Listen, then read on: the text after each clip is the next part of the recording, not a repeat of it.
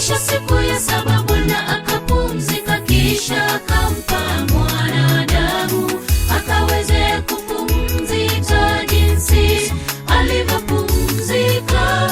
Hilo ndilo agizo lake Bwana, tupumzike Sabato.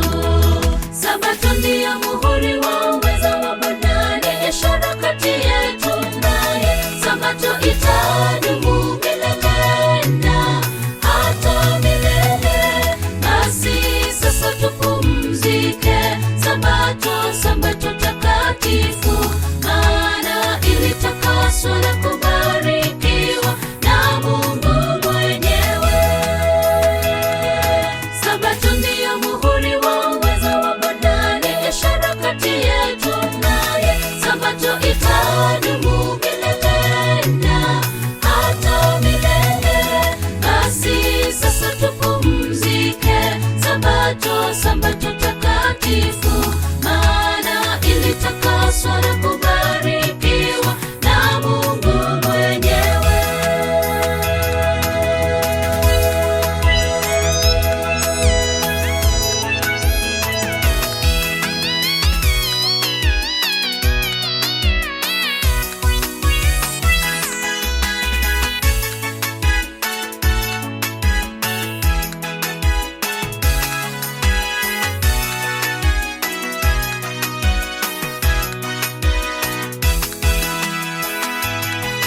Basi imesalia raha ya Sabato kwa watu wake Mwenyezi Mungu, na tufanye bidii kuingia katika ile raha ya milele, ili kwamba mtu yeyote asije akapata anguka na kukosa kupata kustarehe milele na milele.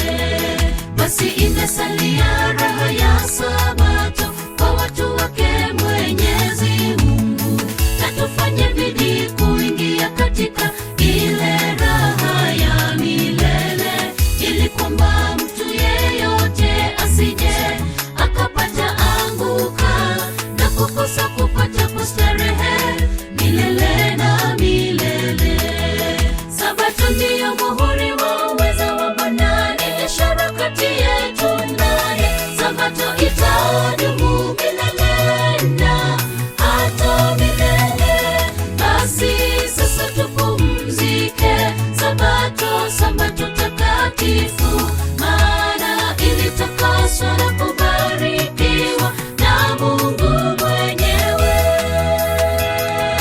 Sabato ndiyo muhuri wa uweza wa Bwana, ni ishara kati yetu naye. Sabato itadumu milele na hata milele.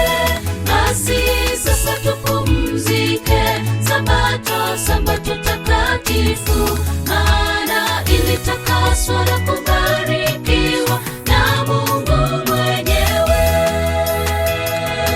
Sabato ndiyo muhuri wa uweza wa Bwana, ni ishara kati yetu naye. Sabato itadumu milele na hata milele.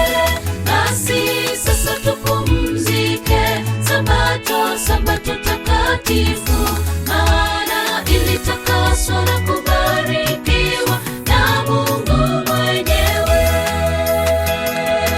Sabato ndiyo muhuri wa uweza wa Bwana, ni ishara kati yetu naye. Sabato itadumu milele na hata milele. Basi sasa tupumzike Sabato, Sabato takatifu, maana ilitakaswa na kubarikiwa